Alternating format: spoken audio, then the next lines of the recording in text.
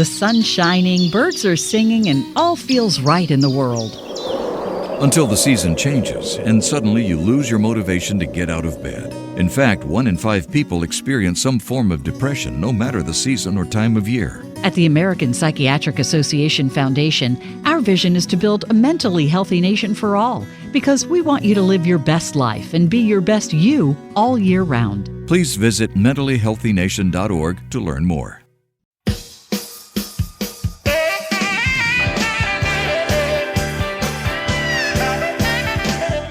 It's the SNL Hall of Fame podcast with your host, Jamie Dew, Chief Librarian Thomas Senna, and featuring Matt Ardill. And now, curator of the hall, Jamie Dew. All right. Thank you so much, Doug Donats. It is my pleasure to be here with you each and every week. My name is JD, and this is indeed the SNL Hall of Fame podcast. I'd love to invite you in, but by the look of your shoes, we're going to need some work because you got to wipe those feet before you walk into the Hall of Fame. Okay, that's what I'm telling you. The SNL Hall of Fame podcast is a weekly affair. Each episode, we take a deep dive into the career of a former cast member, host, musical guest, or writer and add them to the ballot for your consideration. Once the nominees have been announced, we turn to you, the listener, to vote for the most deserving and help determine who will be enshrined for perpetuity inside the hall. So we've got a great episode for you today. We are joined by our friend of the show, Kirsten Turnbull, and they're all friends of the show, really. But Kirsten ended up pitching in when we needed a panelist. We put up the bat signal, and Kirsten was right there, and I want to thank her for that. So that means a lot. She is going to be in conversation with Thomas Senna, and they are going to be talking about Scarlett Johansson. This is interesting. This should be a good one. This is the first nominee to my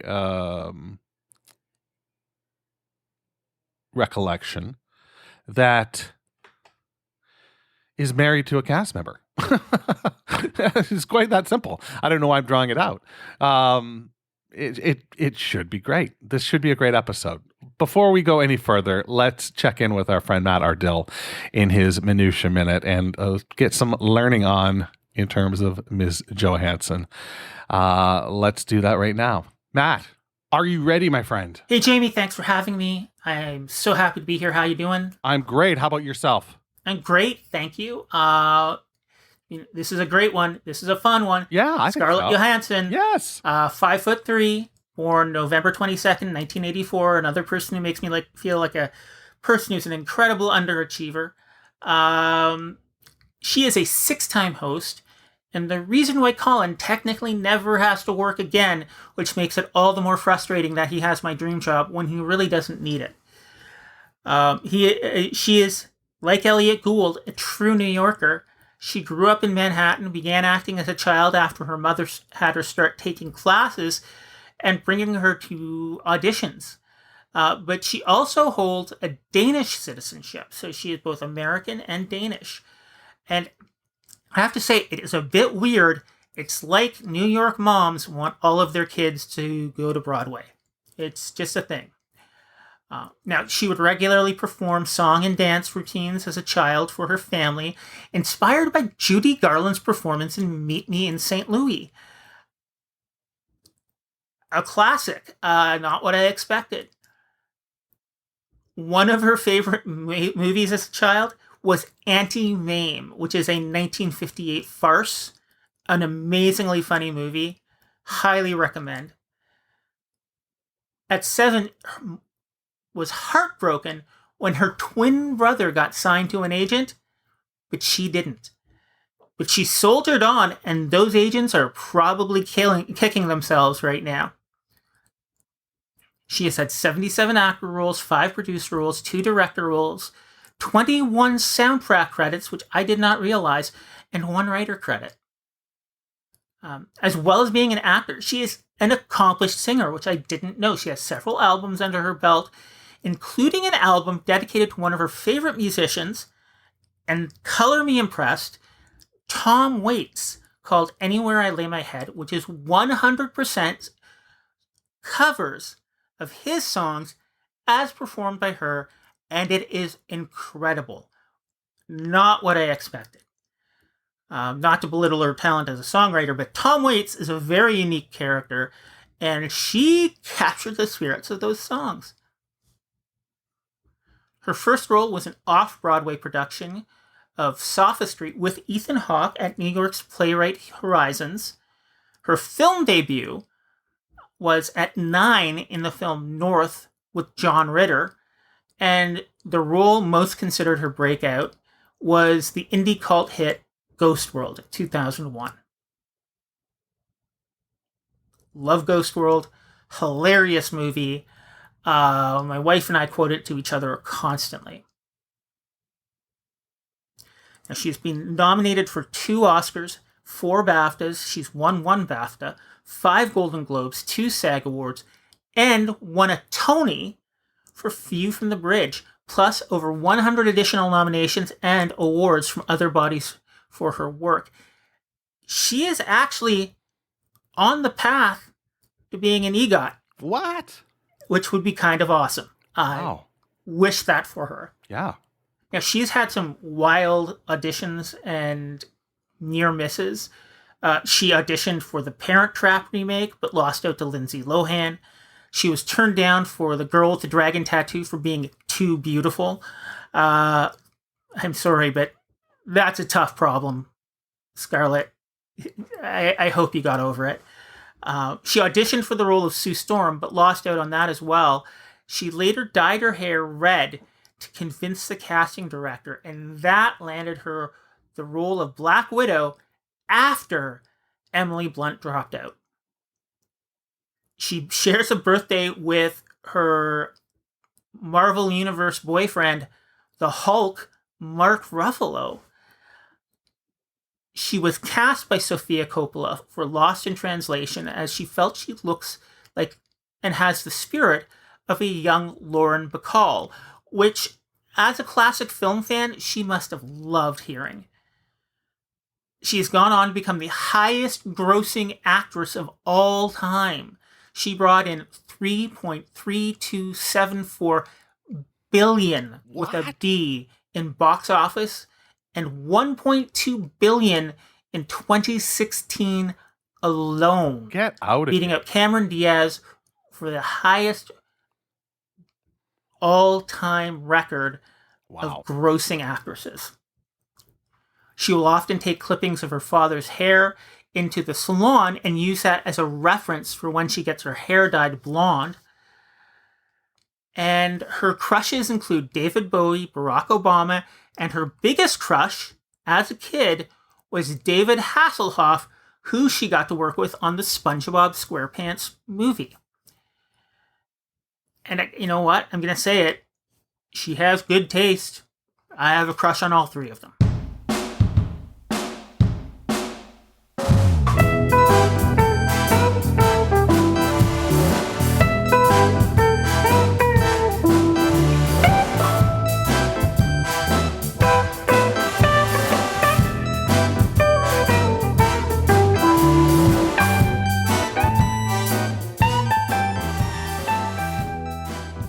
All right, yes, thank you so much, Matt and Jamie. I am here with a wonderful guest, one of our go-to guests. She's such a great friend of the podcast. It's Kirsten Turnbull. Now, I believe, Kirsten, a 4-timer on the SNL Hall of Fame, if our stats... Yes, so does that mean I get a jacket if I make a 5th? Well, you're 1 away from the SNL Hall of Fame coffee mug, possibly, or like pajama bottoms, or we're gonna, you'll take, we'll have to work it out between me and Jamie and Matt and see what we could give our 5-timers, but you're like 1 away. So I'm sure that'll happen here pretty soon. Probably next season, we'll bestow our 5-timer gift on you. So thank you so much. Thank you so much for joining me today. You are welcome. I'm happy to be here. Yeah, I'm really excited. So you are 1 away from the SNL Hall of Fame 5-timers coffee mug, 2 away from the nominee we'll be talking about today. So you have 2 to catch Scarlett Johansson. That's right. Yeah. So first, since we last chatted, Bill Hader is now in the SNL Hall of Fame with just over 85% of the vote. So congrats on that, Kirsten. He deserves it, and I am thrilled.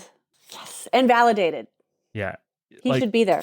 Arguably one of the top 5 cast members ever. Absolutely. And it was so funny that he was nervous the whole time, but yes, 100% deserves to be there. Yeah. And as much as I don't want to have left, we wouldn't have had Barry without his departure. So that's right. Big fan all around. Yeah, as we're recording this, I think we're like 4 episodes into the new season of Barry, which is awesome. It's been a great season so far. When you said he was nervous, at first I thought you meant he was nervous about finding out if he was going to be in the SNL Hall of Fame. Oh, can you imagine? Yeah, I know. I'm like, Bill was just waiting there and it's like, are they going to vote me in? Well, Bill was a nervous chap on the show, but I'd like to think that Bill was kind of waiting to see if he was going to get into the SNL Hall of Fame. He probably was, and the people did right by him, so that's great. Yeah, they certainly did. Paul Rudd, though, we have some work to do on that. Which is, I don't understand, but I will happily go to bat for him time and time again. Yes, he got 23.4% of the vote. Not terrible. Almost 1 in 4 people said Paul Rudd's an SNL Hall of Famer. So, at this stage, will you take that, or are you still a little disappointed? No, I'm frustrated by that. I need to sign me back up, put me back in, coach. I need to make sure everyone knows how amazing he is. If they don't already, which I cannot understand. Well, if you want to hear Kirsten's case for Paul Rudd, please go back into our archives. She made a really great case for Mr. Paul Rudd, a favorite of both of ours, definitely. So, Paul Rudd, 5-timer, great SNL host. Today, we're talking about a 6-time host, Scarlett Johansson. So, a little bit just to kind of set up where ScarJo's career was before she hosted SNL. So, she appeared in kind of her more notable works before SNL, before her first hosting gig, were North, which I believe she was like 9 years old. There's a Rob Reiner film. Apparently she was in Home Alone 3. I never saw it. I'm a little old school. I saw the first 2 and then kind of tapped out. But Scarlett Johansson apparently in Home Alone 3. The Man Who Wasn't There, a great Coen Brothers film, actually like a really underrated Coen Brothers film. She was in Ghost World, but Lost in Translation, which she starred in with maybe a future SNL Hall of Famer in his own right, in Bill Murray. So, Kirsten, when did Scarlett first get on your radar? I definitely knew about her from Ghost World and then Lost in Translation. She was on my radar at that time.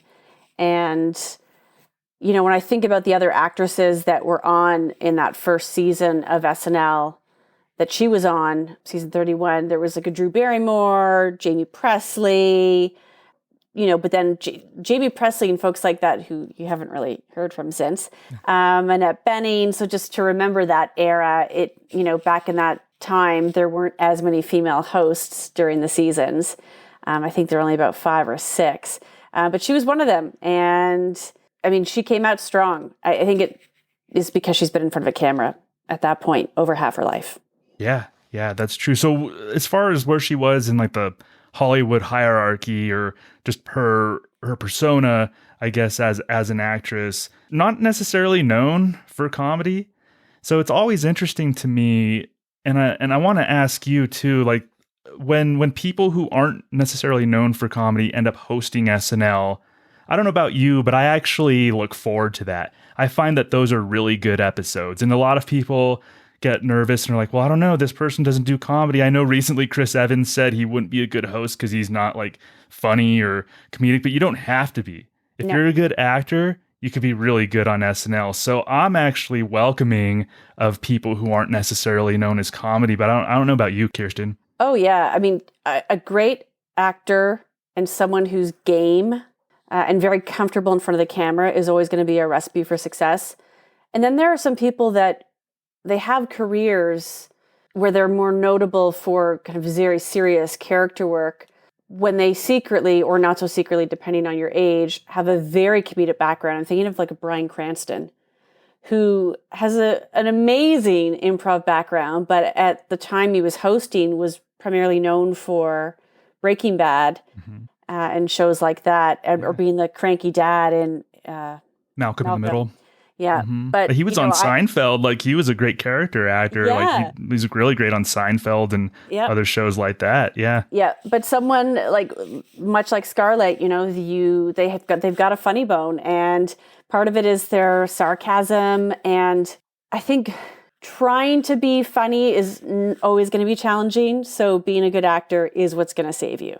And I noticed a lot of times too, a lot of the hosts who don't always get to flex their comedic chops tend to really sink themselves into the comedic aspect of SNL. Yeah. They tend to just sink into characters, use voices, that kind of thing. So to me, that's something that we saw with Scarlett, was that it seemed like she really sunk herself into the show and into the process. Maybe because she wasn't always in comedies. She did a lot of dramatic work or semi things straddling the line. But she really seemed like she kind of sunk herself into the work of being an SNL host. Yeah, she was definitely more known for this kind of moody, sarcastic, mature beyond her years type young person. And you wouldn't have expected her to, put funny voices on or sing, which she does a lot of.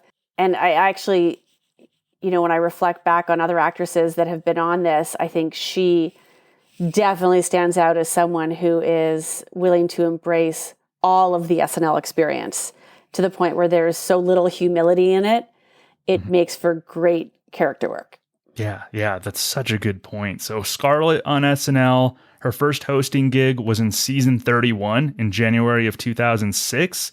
As I mentioned before, she's hosted 6 times, her most recent being in December of 2019. That was season 45.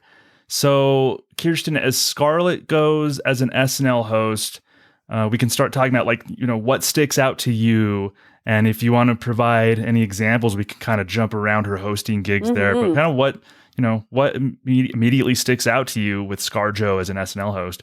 A couple of things. One is the singing. She's singing in a lot of her episodes and sketches, and that is not a complaint. I think once they discover that someone has a great voice, they're going to use it.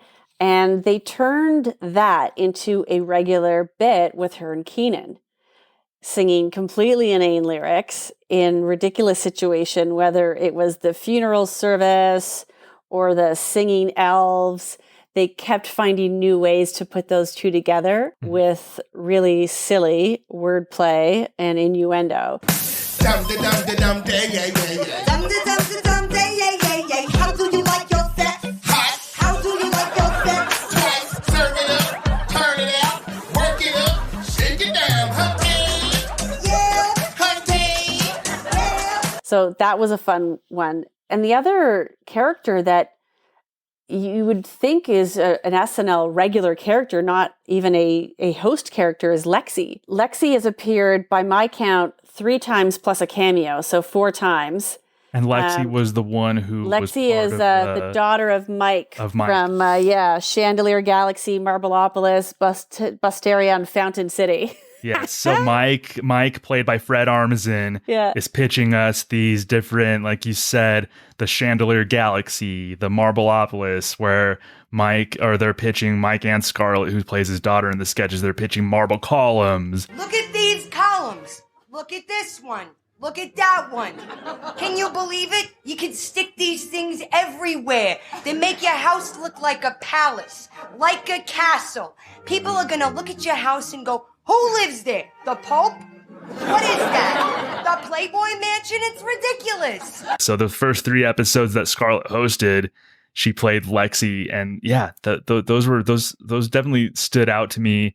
And another example of Scarlett just wanting to do an accent and like just kind of a silly character. If I put on a prom style dress, did my hair like that, and spoke with that accent, people would know who that character is if it was Halloween. And that's pretty remarkable for a host. It's not a Stefan. It's not a regular character by a cast member. That is a host who has come in, and that's over the course of several years. So I think that's pretty formidable for someone to leave that much of a mark with one character. And they are really taking the piss out of those kind of upstate New York cable TV commercials in a really fun way. Pitching us tacky products. The chandelier, of course, being like the creme de la creme of a tacky home. Those were really great. She seemed to be having a lot of fun in all three renditions that she was doing. You'd mentioned her singing, and I believe maybe it was her first 4 episodes. She had singing monologues. Whatever happened to please, may I end? Yes, thank you, and how charming. Now every son of a bitch is a snake in the grass. Whatever happened to class? I think there was a time in her career, I don't know if it's as much lately, but I know there was a time in her career, I don't know if she was trying to make a career of singing, but she would pop up and sing in a lot of places. I went to Coachella in 2007, and she actually performed with the Jesus and Mary chain at Coachella. So she was kind of popping up, trying to sing in different places, and she sings well. I mean, we'll see it up until her most recent episode. She and Cecily made a really nice duo with singing. But yeah, that's a really good point. And I didn't notice until you said something that she and Keenan had a little bit going. Oh yeah. The Singing Elves, where she was Donna DePrice, Mm-hmm. and the funeral service one, right, where 80s, I believe it was 80s. Her husband has passed away. No, it's not 80. 80 is the funny one. But they are singing and 80s commenting about deep club tracks and yes. Stuff. Yeah. Those were, so silly, but they absolutely pull it off. Even though I don't know that anyone else would have been able to pull it off as successfully. Yeah, and she just loves interacting with the cast. Obviously, she got married to a cast member, but she always seemed to have such a wonderful rapport with the cast. In her first episode, you mentioned singing. She's in one of my favorite sketches from that era. It's the Duluth Live sketch when she and Will Forte are singing the theme song, the intro song to this talk show in Duluth, Minnesota. Fly high Duluth, your spirit is the potion. People trying, buying, kids are spying, lying, old folks lying, dying. Oh, we got rebels making love in the streets every day. Yeah, fly high Duluth. That was a great example of her just flexing those chops, but also being willing to be in something weird and letting Will Forte, being involved in something that Will Forte is going to take to the next level. Like you mentioned, she's game. She was just so up for being part of the silliness. Absolutely. She's put on some really fun and funny costumes. She was alongside Kate McKinnon's Blobfish. She was like part anglerfish. Not an attractive costume. She's done another one, and I can't recall what it is, but she had like the baby head or it was a limb. Kuatos. Was it her? She and Andy Samberg. Yes. Was it the Weird Twins? Yeah. And I think, and I don't know why I'm picking on this person for no reason, but like when Ariana Grande is a host, she wouldn't do those things. I'm going to bet. I don't see some other female, attractive Hollywood A-list types appearing that way. They're always themselves. They always retain a bit of themselves. But the fact that she'll put on these ridiculous ensembles is why she is likely so endearing to the cast and will hear out any pitch and go at it. I think that's the impression that people have of her in real life, is that she's a very likable person by both men and women, which is not common. She's fortunate that, and I hope she's like that in real life. I mean, listen, was married to Ryan Reynolds, and now she's married to Colin Jost. So, two very funny gentlemen. I've got to imagine that she's sweet and funny. Yeah, if she's married to Colin Jost, she probably can't take herself too seriously. No, one of my favorite moments is the joke she made about him. It's so great to be back hosting SNL for the 6th time. The 6th time is even more exciting than the 5th because you're not worried anymore. If the show's bad, what are they going to do? Fire my fiance? Oh no, what will we do without his paycheck? She doesn't take herself too seriously. And that makes for the best, the absolute best SNL host. And you talked about that. It was True Tales from the Sea, which she played Chud, I believe was the Kate McKinnon character. Yeah. And I just respected Scarlett because she could have played one of the beautiful sisters, because part of the conceit of that sketch is that there's beautiful sisters and then there's Chud. And Scarlett could have definitely just kind of played one of the beautiful sisters, and just the sketch would have gone on like that. But she chose to get weird with hideous makeup. And I think it was just a big snapshot, a really big example of just her hosting tendencies in general, was to sink herself into the weirdness and just not be afraid of the material. She wasn't afraid that her public image would be sullied somehow if she was in some weird SNL sketch. And there's something I respect about that. Absolutely. I think what you're likely picking up on, as I am, is just this really lovely confidence that she has, where appearing on television for millions of people looking not your best doesn't seem to faze her. And that's a really admirable quality. And the comment I made about someone like Ariana Grande not doing that, and maybe she would, but I'm personally assuming she wouldn't. I'm using her as representative of some of the more polished, I'm going to use air quotes because it seems manufactured, pop stars, is that confidence isn't there, that they wouldn't want to have any imagery of themselves out there. And if Ariana Grande wants to come on the SNL Hall of Fame to offer a rebuttal, she's more than welcome. We can have me, Ariana, and Kirsten kind of hash all this out. And we will all dress up as blobfish. Yes, yeah, definitely. But your point's well taken, Kirsten. It's very well taken, and I absolutely agree with you. There was only really maybe one or two examples of like Scarlett, or them playing Scarlett into the prototypical hot girl, but it was done in a great way. She was in one of those Kristen Wiig sketches when Kristen Wiig played Michelle Dyson, and she was flirting with Scarlett. It was Michelle. Michelle was she's always played the character where she was a news reporter. She was on the scene at some news event, and then a pretty lady would be interviewing a pretty lady, and Michelle would get all flustered and kind of start flirting with the person she was interviewing. And so Scarlett was in one of those. So Jamie, the aforementioned Jamie Presley, was in one as well, but they didn't often try to shoehorn Scarlett into playing they didn't give her the what I call the host is hot sketch.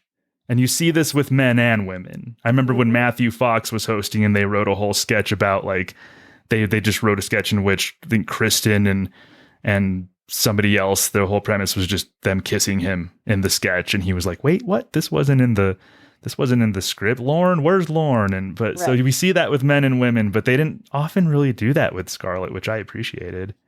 Yeah, well, I think it becomes a bit of what do we do with this host? Because perhaps they aren't as game. So there's usually more material that they'd be willing to throw at someone like Scarlett, that you don't even need to default to that stuff. Or when they do, like I'm thinking back to A Winter Boyfriend for Christmas, the Hallmark one, where she is playing the, beautiful, perfect Hallmark female who needs to find her husband. They're turning that, they're not focused on her beauty. They're focused on the ridiculousness of Hallmark Christmas movie tropes. Yeah, exactly. And so it's okay, like in my mind, then it's okay. Of course, she's beautiful. That's the character of the Hallmark person, is that she's this perfect seeming person. It's not reliant on that. It's reliant on the tropes, not just her beauty. And that's the only reason she's not propping it up. Yeah. And they didn't really do that with the monologues either from what I can remember. It wasn't except for MILF. Yeah. When she sang like Love to Love You Baby, that one, although that one, I mean, what do I attribute that to? Because that was a very sexy one. But I've got to think there was some more sophistication behind that, in that she's like, listen, I've had a kid. I'm getting my groove back after having a baby, which as anyone who's, had a child can appreciate. And then, she's still appearing as attractive in that way to the opposite or same sex. That one felt very on display of her being a sensual woman. But you're right. It played against the fact that she had just had a kid. Yeah. So it was almost subverting something there. So there was there was definitely a purpose right there. But there's just a lot. I think there's just a lot to appreciate about her. You had mentioned the sketch "A Winter Boyfriend for Holiday Christmas." Let's meet our bachelorette. She's a New York 6 and a Buffalo 10. It's Lauren. What's that, boss? More work? On it. Hi, I have to write a big article for the paper about how Santa isn't real. And the last thing I'm looking for is a guy. Oh, we'll see about that. Okay, let's meet our Hallmark holiday hunks. Honestly, I love and appreciate this sketch because my wife likes watching the Hallmark Christmas movies around the holidays. And then I'm on the couch and she puts one on and then I get sucked into them. And she and I sometimes, if it's a bad enough movie, she and I will watch it like Mystery Science Theater and kind of make comments and stuff. So I loved seeing all these tropes about how she's from. Like, she's like I live in the stock footage of New York City, so old it has the Twin Towers in it. Yeah. Yes. Because all those movies at the beginning, they have the same aerial shot of New York City that Hallmark probably owns that stock footage. One of the first boyfriend or suitor on stage was her ex-boyfriend whose family owned a tree farm, which I've seen that movie every year. I've seen that one. so I love that it just explored all those tropes. And I want to actually pause for a minute and just stay on this particular episode because I think, and you could disagree with me, but I think if I was to submit an episode for Scarlett's Hall of Fame candidacy, it would be her most recent. It would be that Christmas episode in December of 2019. I think top to bottom, this was my favorite Scarlett episode. So I want to give you room to like what do you think of that? Like when you just look at this episode in isolation, is that a good one to show people who were wondering about Scarlett as a host? Oh, this is a tough one. When I looked back at all of the cast members that she has had to interact with, everyone amazing is on that list. And so I'm thinking of the times that she's played opposite so many of these people. And that makes it challenging. Like all of the stuff with Fred is fantastic. I mean, she did great stuff with Fred. She did really good stuff with Seth Meyers. She had a really good sketch with Seth Meyers and Horatio Sands in her first episode. But I think if you look, so with this episode, make a case we're talking for me because I want to hear your rationale here. Tell me about So we're talking season 45, episode 9. So this was a few months before COVID. This was we're nearing the weird part of SNL and the world in general. So we have which I think is a great monologue. It's MCU and Christmas themes. So the premise is that Pete Davidson gets a hold of, and I've never seen the Avengers Thanos' movies. Glove, so the it's Infinity Thanos' glove. Stones. Okay, Yes. so even though I've never really seen the Avengers movies, I still appreciated this because Pete had Thanos' glove. He was making people disappear. Yep. We had mentioned that she made the joke like, oh no, what will we do without his paycheck? In reference to Colin. There were inside jokes about the show as far as Colin being like, well, he's kind of saying like doing Weekend Update is almost like saving the world, just like on a smaller level. Yeah. Cecily made a joke about, oh, I think this is one of those weeks where Pete doesn't show up to work. You had Bowen. Bowen disappeared. You had Alex Moffat disappear, and then Chris Redd says, "Oh man, Mikey disappeared," and then Ego's like, "I think that was Alex." And so they're just making like just fun little inside jokes about the show. There's a sweet moment with Scarlett at the end saying that SNL is special to her because that's where she met the love of her life. So much going on in this monologue. To me, this is her best monologue. It's a monologue that I really had fun with. And I'm someone who doesn't watch the MCU stuff and the Avengers movies, but I still really appreciated what they did with that. So that's your monologue right there. We're off to a great start. Yep. Then we have the singing elves, which I think you had referenced. Mm-hmm. There was Office Apology, which was kind of standard fare. Like, it's not something that I would say that stood out to me. Right. But she played opposite Keenan in kind of a fun role. Conway Marriage Story. Well, she appeared briefly, but then she had a run. So she had a run of 3 awesome sketches, and 2 of them, which I think are maybe modern day Christmas classics. So the first one's Hot Tub Christmas. Took our Christmas quaalude, having fun just hanging out. We said, is it safe to swim on quaaludes? There's only one way to find out. Oh, it's starting to sound like they did something dumb. So that one I don't think gets talked about enough, but it's Scarlett and Cecily. Wonderful pairing. They play 2 strippers, I believe, who drown in a hot tub because they were on quaaludes and they were like having a staring contest. Yeah. and they ended up drowning. Very underappreciated sketch, I think, from this era. I think Scarlett had really great comedic timing. Both she and Cecily played it a little more subtle. They had a funny song to go with it, and I think it was just one of those that really worked for me. Mm-hmm. And I think it's a modern day kind of Christmas classic. You remember that one? Yes. And again, she's singing. See, she really gets along with all the singing folk. She for does. sure. So she and Cecily, of course, Cecily, we all know, loved singing as much as she could. So the fact that she and Scarlett sang together just made total sense. Well, they also did have that great sketch about I Saw Mommy Kissing Santa Claus. So Yep. And that's the one, to me, I would call it a stone cold modern SNL classic. Yes. That's the one. A lot of laugh it would have been if Daddy had only seen Mommy kissing Santa Claus last night. Turns out Dad did see Mom kiss Santa Claus underneath the mistletoe that night. I thought that he'd be mad, or at least be kind of sad, but he just sat there watching them and only said, Not bad. I definitely like that one. And I love that it had a twist, but it also felt really nice and inclusive at the end, where Cecily is basically singing to herself, well, everyone's got a kink, like, to each his own. And there's no kink shaming going on. And we realize she might just be a freakish little girl who likes to see that stuff going on. Again, it was a very sex positive.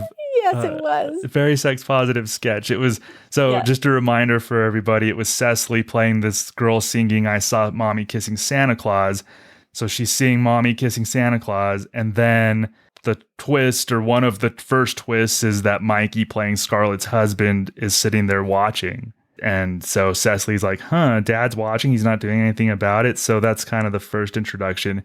But then the second twist is like, they don't have money to pay, and then Santa gets mad. The person playing Santa gets mad, and they end up fighting. But then we see that the fight is part of the role play also that was agreed upon.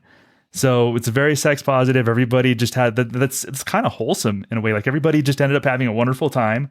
Yep. And it all went to plan. Yep. And Cecily just played the girl who just happened to witness this and was singing a song about it. Yep. Yeah. I hear your argument. Yep. I will say Pet Translator was probably better the first time around. Right. So I definitely agree with you there. So there was a second installment of Pet Translator this time around. So I'm not going to prop up this episode for that. We had already mentioned A Winter Boyfriend for Holiday Christmas, which was sandwiched in between the hot tub one and I Saw Mommy Kissing Santa Claus.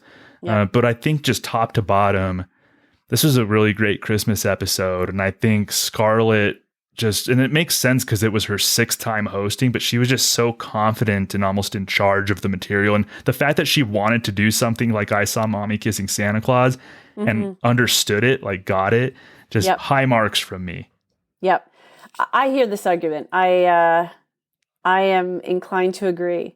And I think there's something bigger too about, the women like her in Hollywood, in this industry, who are feeling more empowered in these past few years, which manifests itself in their confidence, becoming a mother and being in a place where she knows she nails it, and that she's surrounded by other kind of fun people that love doing, sketch work and singing and characters and such. Like there's, I think all these things come together to create the magic you're talking about. which is here she is. She's in her element. She's really comfortable in front of the camera. She's going to have a great time. And we'll give her all to these sketches, whether or not they're too silly or too wacky. She's all in, which is what we love about the people who do SNL well, is there's not no nerves. I'm sure everyone gets a bit nervous, but everything's under control. We aren't nervous for them, which can make it uneasy, and we have confidence in their ability to deliver. So yes, I think she's at this point, when she hosts again, just gonna cruise on in there in her fabulous high heels and ride it off into the sunset. I'm fully assured. Yeah, me too. And she's an example of somebody who submits to the show. And I've brought this up before on this podcast, but I always found it a little interesting that they call them hosts, but it's almost like you're just the best hosts submit to the show and kind of get whisked away by the show. Yeah. So they're not like a typical, they're part of the cast at that point. They're not a typical host who's like, this is my show for the week. I'm going to take charge. Sometimes those are the worst hosts.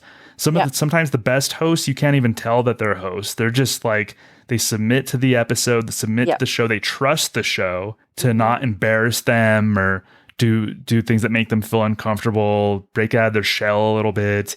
And that's what she's always done. She's always submitted to the show. It makes me want to see her more in comedic roles. We see that here and there. I'm not familiar with every single movie that she's done, but I mean, lately she did Jojo Rabbit, which was, it was kind of a funny movie, but her role in particular was not part of the comedy in Jojo Rabbit. Marriage Story was intense. I liked it, but it was intense. She was in Hail Caesar, which she actually played a more goofy kind of character in Hail Caesar. But I want to see Scarlett, just from seeing her on SNL, I want to see her do more comedic movies. I know. And, I think there's just a dearth of roles that aren't stupid rom-coms, because she's better than that. Like the rules, I don't know if the rules aren't there. So someone needs to write better comedic roles for Scarlett Johansson. Go. Maybe Colin if he wants to write a movie or something. Oh, yeah. I don't know. See, Colin, write her the fantastic comedic role. Yeah, break out of your SNL. I know he bought a boat that didn't seem to work out. Maybe he can do a venture and just like write a movie or something. Write a comedic vehicle for Scarlett. I don't know. By the way, when I rewatched season 40 and during the good nights, go back and watch. He's standing a little bit behind her, and clearly they know each other, but this is prior to their relationship, and he is looking at her with hearts in his eyes. It's very sweet. Interesting. Like she was in a relationship at that time. She was, I know. And it's not a disrespectful way at all. He's just looking at her like, wow, what a woman. Yeah. I like her. I don't know in what way. Maybe I need to get to know her, but I kind of, she's neat. But he was kind of looking at that like she's a neat lady. Yeah. That was in 2015. Of course, they started dating shortly after her hosting gig in 2017. That's kind of when it became official. She had broken up with the person who she was with in between, Colin and Ryan Reynolds, who she had a kid with, or she has a kid with. So that's interesting. I'm going to have to go back and watch. I definitely watched looked at the Good Nights in the 2017 appearance to see if there was anything between Scarlett and Colin. And it was, I don't know, it was your typical like good show kind of thing. But if you're saying that maybe Colin was like a adoring little boy or something in 2015. He was a bit of a puppy. Bit of a puppy. That's bit of a puppy. Yeah. That's great. You'd mentioned, speaking of puppies, I'm so good at segues. Watch this stuff. Speaking of puppies, you had mentioned the pet translator, which is something that did stand out to me too. A lot of people remember that one. It's not easy to work with animals. Sometimes as an SNL viewer, I don't always love when they trot out dogs. We saw a bad example, in my opinion, of that pretty recently when they trotted out. I'll argue it's not a bad example because of the premise. The premise was that this is a school for acting for dogs, which is ridiculous. Fair. So the dogs weren't supposed to cooperate. That's right. So the fact that the dogs couldn't act is what makes it so funny. Because you're like, who pays money? Especially Punky was like, we've been coming to this school for 16 weeks or something ridiculous, which probably cost an arm and a leg, and it's a dog. And then her dog ended up being essentially an extra. So I think that in that case, the dogs did what the dogs did, and that's what made it funnier. Okay, fair enough. Yeah. Maybe a couple of the dogs looked like they didn't want to be there, so maybe I felt too much empathy for the dog actors. But I think overall, you bring up a good point. But in the pet translator sketch, the first one that Scarlett was in, that dog literally just had to sit there and do nothing, because I think it was Beck who was doing the voice. The first one was the best because the twist that the dog has very strong political opinions. Max, what else do you like? I like Park and Leash, and I like Trump. He's my man. Wait, what? What did your dog just say? It must be a translation error, some kind of glitch. There's no glitch. Donald Trump is our president. He carried the Electoral College fair and square. This can't be right. Did you know your dog likes Trump? He doesn't. I absolutely do. You can't really replicate that in the same way unless you're doing something different. So jaw on the floor when that one happened. And then the second one, you're kind of expecting something to happen like that. So it was the first one. It was like you can't see Usual Suspects movie a second time and it be the same. Right. Yeah, exactly. There's diminishing returns. Yes. I think in general, I think we see that throughout SNL history. Debbie Downer is a big example. I think recently Lisa from Temecula is a big example for me with diminishing returns. I agree. As well. Yeah. And this pet translator one did have diminishing returns, but the first one, I think that twist did get me of like, okay, so what's going to happen? They're able to listen to this dog's thoughts, or this dog's able to talk with this device. And then he goes on this like conservative, this whole Fox News, all these Fox News talking points about immigration. Max, your best friend at the dog park is a Chihuahua. So? Well, that means he's Mexican, and Trump wants to kick them out of the country. If a kiddo was born here, he has nothing to worry about. This is a nation of laws. This little cute dog spouting off this nonsense and catching Scarlett off guard. That was. I still stand by that sketch. I remember watching 100%. It when it aired, and I loved it. Yeah, it was a great reveal for sure. Because we just think the dog's going to think about what we project dogs will, which is give me sandwiches and pizza. Mm-hmm. Meanwhile, the dog is intellectual-ish on another level. Yeah, for a dog has really intellectual. Has really intellectual thoughts. So that was a really great one that stood out to me. One that she did in her fourth appearance in 2015. She got to show off some different type of acting where she acted like a robot. So she and Vanessa Bayer were flight attendants on the Virgin flight. Would you like me to place one blanket in your hand or in your leg? In my hands, please. I'm sorry. I'm having trouble hearing you. Can you speak clearly and loudly into my face? In my hands. I'm sorry. One more time. Hands, woman, hands! Okay, great. Here is your blanket. What will you be for Halloween this year? What? I'm going as Red Riding Hood from Into the Woods. Well, it's not Halloween. Happy Halloween. Goodbye. That was fun. That's just another example of Scarlett saying, like, I'm going to be goofy here. I'm going to talk like a robot and malfunction and all that. I really enjoyed that. Yeah, well. the great. Both of them nailed that one. Mm-hmm. What Scarlett really nailed was you ordered a blanket. And like she was able to change her voice in just that small way that you knew it was almost like they were pulling out this pre-recorded menu of items, and that was the one. So yeah, she nailed that. That one was funny for sure. There's a couple more that I really love too. Patty Stanger, when she was doing an impression of the Millionaire Matchmaker. Love. Everyone wants it, but not everyone finds it. That's why they come to me. Who am I? Shut up. I'm the Millionaire Matchmaker. And if you've seen that show, you would know that she really did hone in on Patty-isms.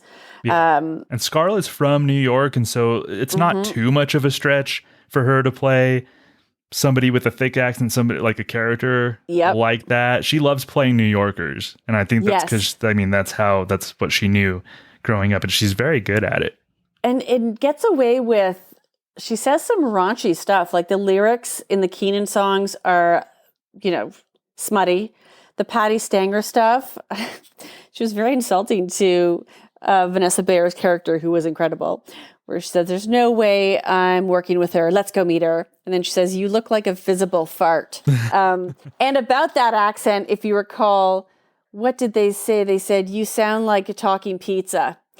That's what Cecily said about her at one point. So yeah, she does love that accent, but she does it well. Yeah, she does. She did something called Right Side of the Bed with Gracelyn and Corey, where she put on that New York accent. That's the one. Yep. Yeah. Played that character. Yeah. Complicit, the pre-recorded. Yeah. Perfume ad, Complicit, where she did the impression of Ivanka Trump. That one was pretty funny. Feminist advocate, but like how? And so I don't even think she had lines in that one. That was everyone else. Yeah, it was just her look. She got to show off her silent acting. That's right. I think in that, yeah, and she's been able to do that, showing off her silent acting a couple of times in that Complicit one, and then we had talked about I Saw Mommy Kissing Santa Claus, which was Scarlett doing wonderful silent acting. Yep. Yeah, she and Mikey Day, and I think it was Beck Bennett playing Santa Claus. I couldn't. Yes, I did see Beck. Yes, and then I have two other top-notch ones that I have to mention.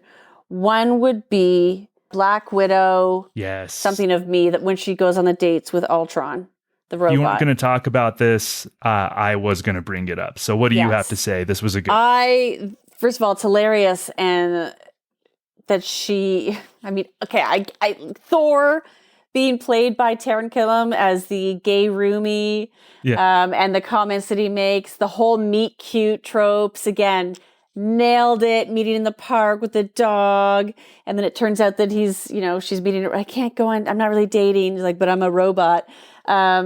All of it, so funny. Her and the job, idea that, of course, a perfect rom-com job. Working at the fashion. She worked at a magazine. Yeah. Kate played a perfect, intense boss from those movies. There was that spacey moment when Taryn says, asks her, you're in love, and she's like, no, I'm not. And he's like, well, then why did you just put ketchup on your cereal? Like, that's just a dumb kind of one of those spacey moments that they kind of sometimes shoehorn into those movies. Like, yeah, they did all these tropes with Black Widow and Voltron and Thor and stuff. It was great. Yeah. But the whole comment in that is Hollywood doesn't know how to make movies about women unless they're dumb rom-coms. Exactly that. And so I'm kind of surprised that she so blatantly said, hey, dum-dums. I mean, thankfully her movie was not like that, and it was very successful. And she, I believe, won her lawsuit and got her money, which is fantastic. Hats off to her. But yeah, I was looking around like, does Marvel know she's doing this and making fun of what they do? Clearly she feels comfortable enough to do that. Absolutely. She has leverage. She's a movie star. She has leverage. Yeah, she does. But not many people use it. That's this confidence that I'm really enjoying. Yeah. She does carry herself like that. Yeah. That's something like majorly appealing.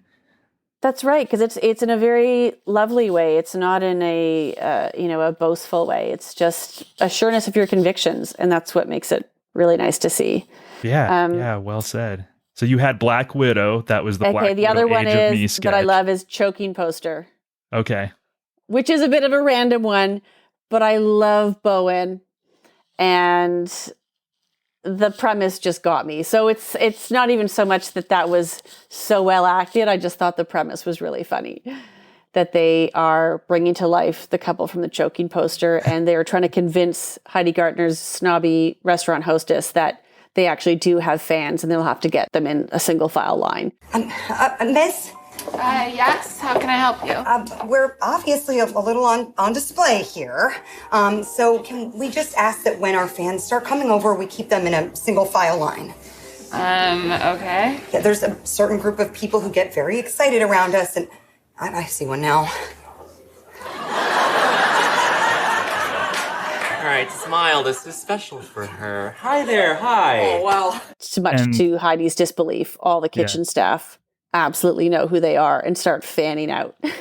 Yeah. And I think there's a turn right there too, which you kind of think as if you were like, oh, I mean, they're not going to have fans. That's going to kind of be the joke, is that they're going to be this oblivious people who think they're more famous than they are. But then we do see that they have fans. The people who work in the kitchen absolutely love them and know them and want to take pictures. Yeah, they ask for a picture and they do the whole choking. And then he chokes and she doesn't know what to do because she's just a model. Yeah. I'm just a model. I don't know. Yeah. Those. So that one definitely stood out to me as well. Just wonderful examples of why we're talking about ScarJo, why she's been a 6-timer, why just people are drawn to watching her. It just seems like, SNL is just a chance for her to let loose, get goofy, as we've been talking about, play those big characters with accents, and pretty good at fitting in with the cast in a lot of sketches. And she doesn't have to be the center of attention to really do a great job in those sketches. So yeah, it was really neat to go to look back at her work on SNL. And there were these little gems that even sometimes that I didn't remember. And I'm like, I really like this. Yeah. I was trying to think too. Clearly she is an attractive young mom in Hollywood who's had a successful career and has absolutely slayed SNL and is a part of the family. And when I was looking back at her first season, the second time she was on, not season, her second appearance, Reese Witherspoon was also on, I believe, that one. And I thought, isn't that funny that if you were to describe Reese Witherspoon, you'd say attractive young mom who's successful in Hollywood, started really young, extremely likable. And I don't remember a single sketch she was in. And I don't know how many times she's actually been back. I meant to look it up. So I know Reese Witherspoon was actually the host for the first episode after 9/11. Oh. And I don't really, I know that was unfair. That's kind of an unfair they episode should have had her back for another episode, you would think. Yeah, definitely. But Scarlett distinguishes herself. There's something magic about ScarJo, though, right? Yeah. Because on paper, they have similar profiles. I understand they're different people, but Scarlett's got some magic about her that has her coming back to the show and creating these memorable characters and being a part of the team that some of her peers just can't reach the same status of or reach the same abilities as. Yeah, definitely. So are there any other characters or sketches that we should get to before we go into our appeal to the voters segment of the show? I really think, there's this one and there's that one. There's this one and there's that one. No, I've covered my favorites, but if you have any others, please. No, just go back and watch. There was one she did in May of 2015 where she and 80 played Jingle Riders. It was like a 10-to-1 sketch and they were these old hippie ladies. Oh, yeah. And that's just Scarlett just went for it. It's a sunny day, smile. It's a sunny day, smile. Every day is sunny if you have a smile. Okay, I like this. The desert pig has fire eyes as he's seen 1,000 deaths. Nothing soothes his blackened soul except Pampers. She just totally sunk herself into this weird hippie lady character and just totally went for it. And great. 80 was a great scene partner for her. They really meshed well. It seems like she meshed with everybody, every cast member that she was on screen with. And that's an example of her meshing with 80. Yes, that's just it. Like I was writing, I was like, okay, so Fred Armisen, Will Forte, Keenan, Andy Samberg, Rachel Dratch, like she's been in sketches with all of them. Vanessa Bayer, Taryn, Kate, 80, Cecily, Beck, Pete Davidson, like Mikey, all of these folks, she's been in sketches with them. And I want to ask Mike Murray, of our friend from By the Numbers, how many hosts have had exposure, been in sketches with that many cast members? That's such a great question. I feel like she'd be up there. Yeah, I feel like she would be up there. Which hosts have had the most sketches with the most amount of cast members? That's right. Yeah. You would have your Steve Martins, Yeah. Not even Buck Henry, because Buck Henry did all of his hosting stints in one era. So that would be really interesting to know. We'll get Mike on that. Yeah. He's kind of famous now. Mikey Day shouted out That's Mike right. Murray. He was really... I know. So if Mike Murray has time for us, maybe he can answer this question. We want to know, because we believe she'd be in the, are we going to say top 10? Like, let's make a bet right now. Is she in the top 10 of breadth of cast member appearances? So her first hosting, 2006 Yes. to 2019. So that's a wide range, and there was a lot of cast turnover. Oh, She yeah. was even in sketches with like Horatio Sands and Rachel Dratch. Exactly. So she's covering that part too. Yes. And Bowen Yang, right? Yes. So that's like, wow, that really, Kirsten, you're asking these amazing questions. Yeah, well, Mike Murray, get on this assignment. Please Yeah. accept it. We want to know. Yes. So why, if you had to sum it up, why should voters consider ScarJo for the SNL Hall of Fame? Well, number one, simply put, she's basically a member of the cast when she's on the show. And she is that perfect recipe of ideal host that we love. Game for anything, lack of ego, humility, all of the things that would affect a performance or the energy of the show and the cast. She is very well liked by the cast. In fact, loved by one in particular, met the love of her life. Multi-talented and up for anything. I mean, it's the recipe for success on SNL, and we love her. So I think it's a no-brainer that she would be in the Hall of Fame as a female with, as I've said, lovely confidence and well-deserving of the praise and acclaim she's received for both her SNL career and her non-SNL career.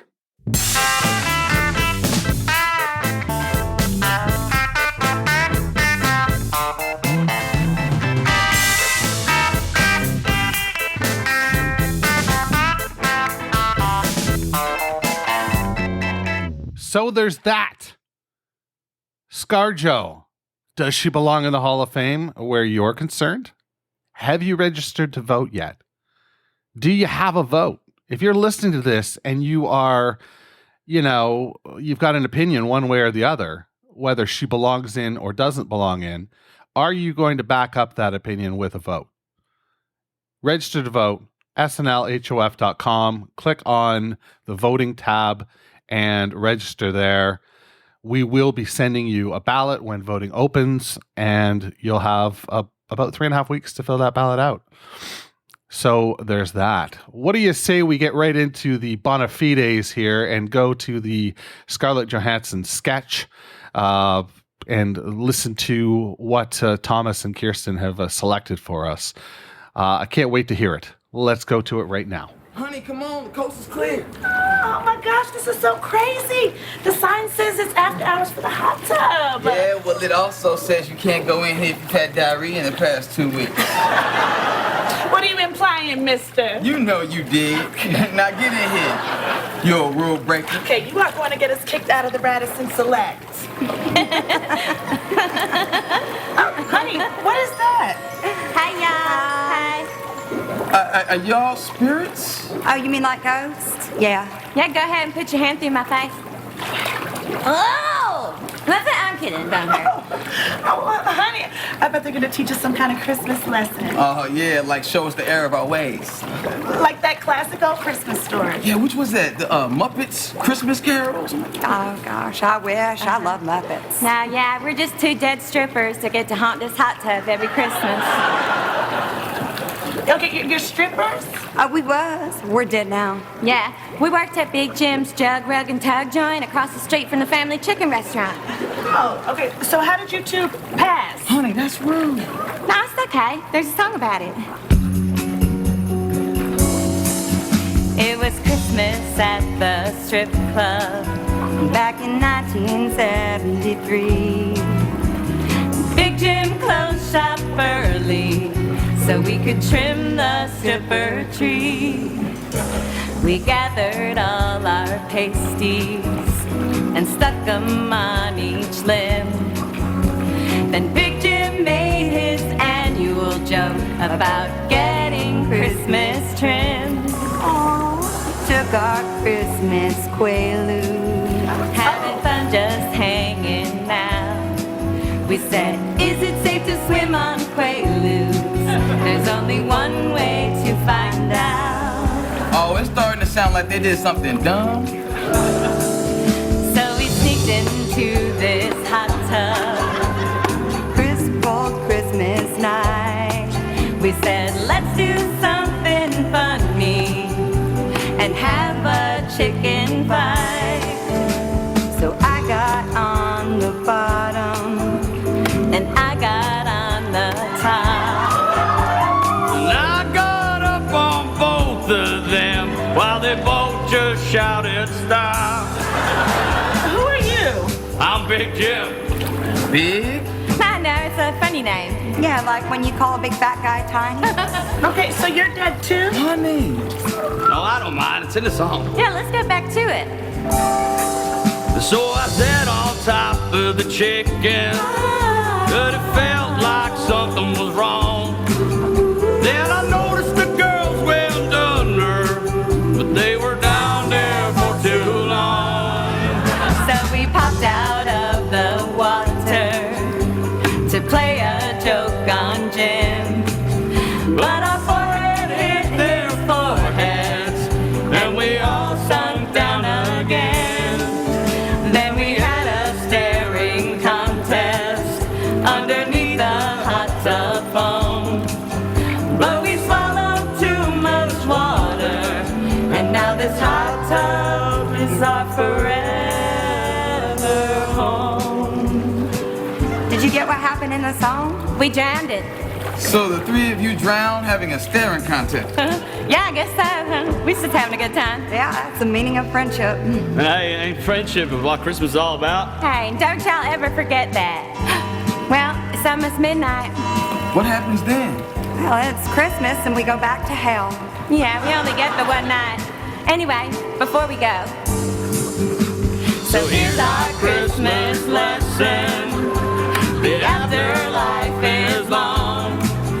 But we all have to go, so why not go with friends? And you'll never be alone.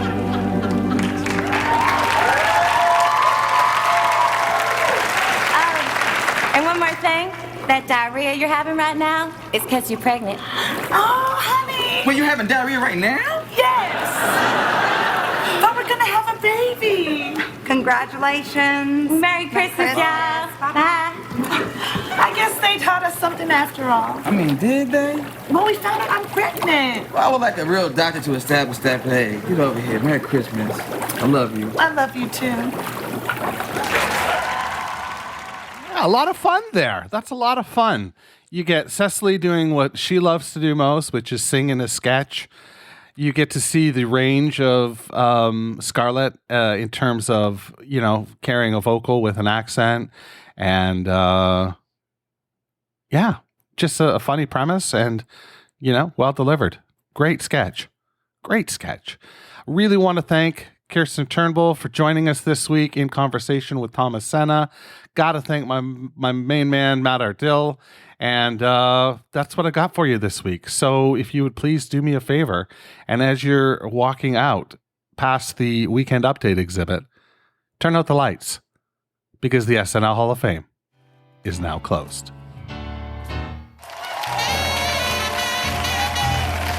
Thanks for listening to the SNL Hall of Fame podcast.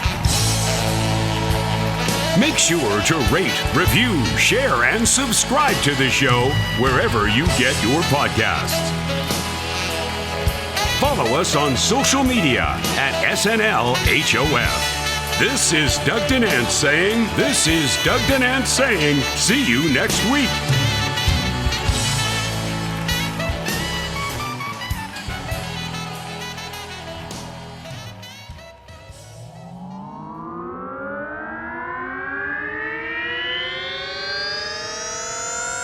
To